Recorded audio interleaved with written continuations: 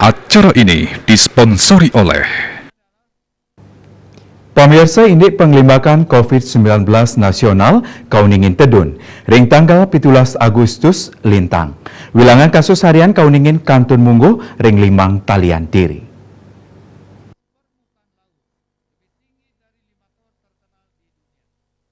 Indik wilangan pasien padem Kauningin Tedun saking arahina sedurungyane kantos selai diri wantah Tedun dasan diri. Asapunika taler penincapan pasien kena COVID-19 langkungan wilangan kasus anyar wenten petang talian diri. Anutin data Kementerian Kesehatan nyinayang bawahan kasus COVID-19 kantos langkungan 5 talian diri.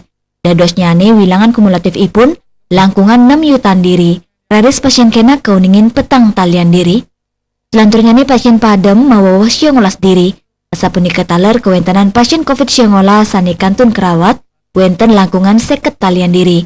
Tursane suspek langkungan 5 talian diri. Dia Dewi Balipos Nguningayang.